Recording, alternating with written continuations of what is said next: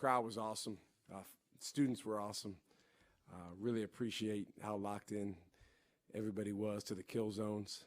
I think the crowd was ahead of where we are in terms of finishing those kill zones, so we've got to get on their level, but we're going to work on that.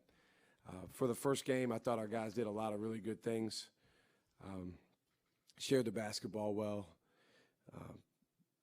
played with a level of efficiency and aggressiveness. To start the game, we were kind of a half step behind.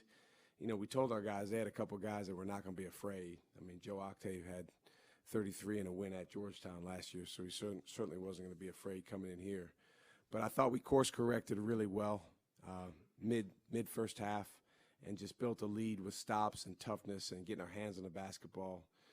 Stevie Mitchell was terrific with his energy. He led the way, and you know, can't say enough about the way that he leads us and the tone that he sets.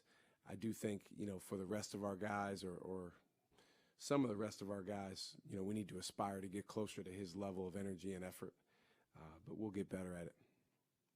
Hey, Shaka, I think it was 17-17 and put Royce in at that trigger man spot. That lineup kind of jump-started a little run there. What'd you like about that kind of small ball lineup that you put out there?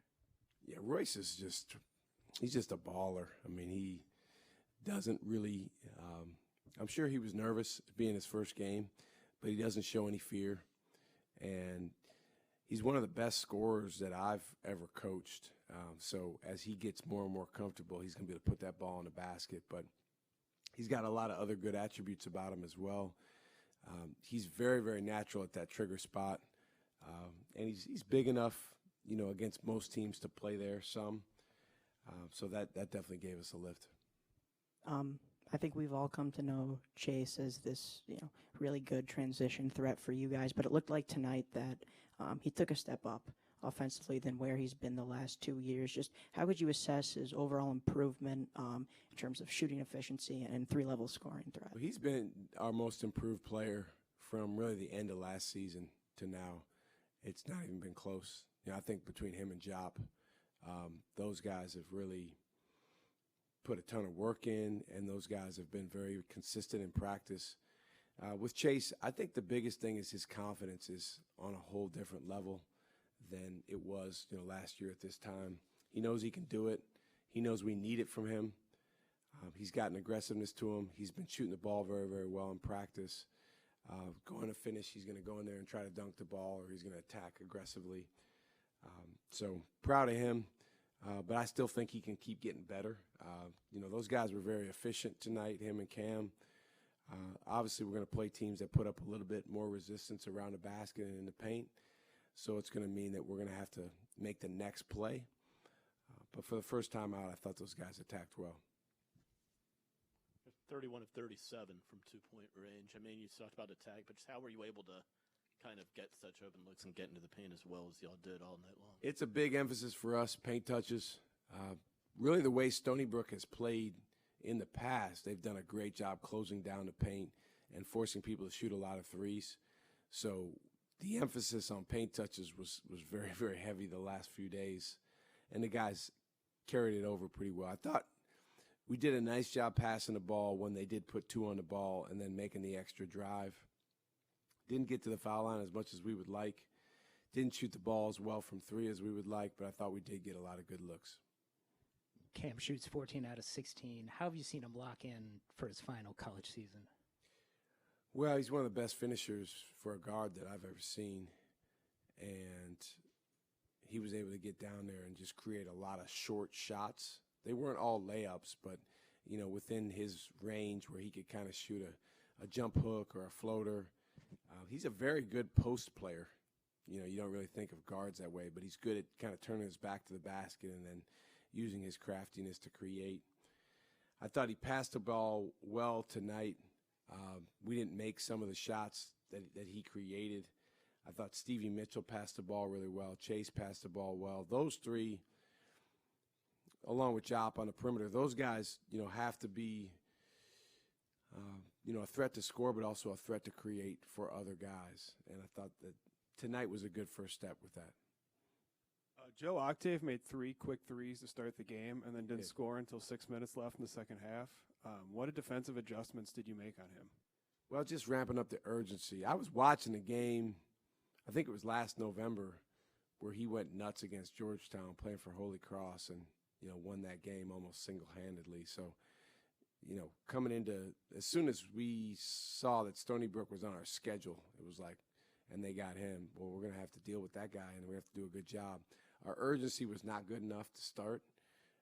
Gave him a couple threes where our dot hand was not up high enough. We weren't aggressive enough. And so we had a conversation about that, and the guys had a conversation about that in the huddle, and it was much better after that.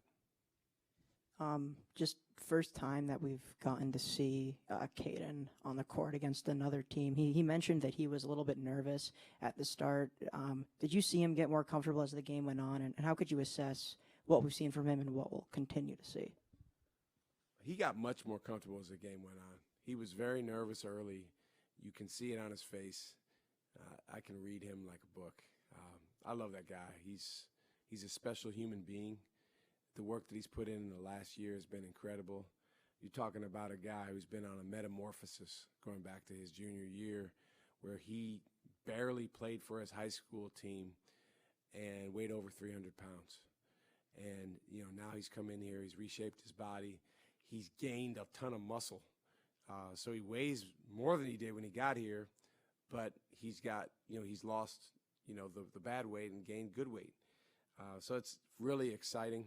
Thought he played much better in the second half when he settled in. You saw kind of a glimpse of the threat that he is when we ran that duck-in play and we threw it in from the top and he went and scored. We need to do that more. He's a real threat down there. And especially when you get to January and February and March and the whistle doesn't blow quite as much with contact around the basket, it's going to be helpful to have a guy that really seeks out contact. Shaka, as you work in young guys like that, you still have kind of a luxury of seniors. There aren't a lot of programs that have as many seniors that have experienced minutes like you have. What do they give you at the point they're at in their basketball careers and really in their lives? Well, when they are right, they give us, experience, connectivity, institutional knowledge of how we do things. Those three are seniors, but they're in their 4th year at Marquette. That's an extra special type of senior in this day and age. But they have to be right. They have to be present. They have to be in the moment. They've got to be connected with each other. They've got to be willing to put the name on the front of the jersey ahead of the name on the back, understanding that when our whole is greater than the sum of our parts, it ends up reflecting back on the parts in a good way. And we learned that a couple years ago when nobody thought we were going to be any good. We won the Big East. And then all of a sudden we got the Big East Player of the Year. We've got 2 other guys that are all conference. We got the 6th Man of the Year. We got all these guys getting recognition because we won. So when our seniors live that out and lead the way with that for our team, then that's really a huge domino for everybody else, including me. With Demarius, I know you said you were going to get some more tests on that toe. Do you have a clearer picture of how long he'll be out for? Not really.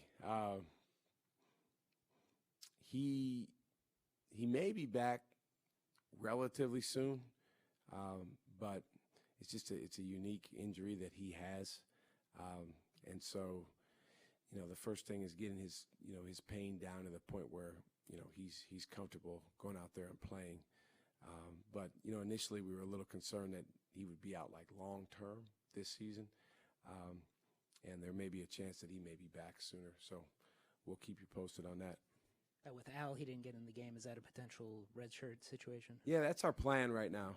It's something that he's shown some real glimpses in practice, and his best basketball is still ahead of him. So that's what we're planning on. But he's been great. Thank you, guys. Oh, one other thing. Walk-ons. Why would we get rid of walk-ons? It makes no sense. And I know the people that make the rules don't really care what I think, but that's a special thing when you have guys that work their ass off every day in practice. They get the opportunity to go on the court in front of their home fans and go play.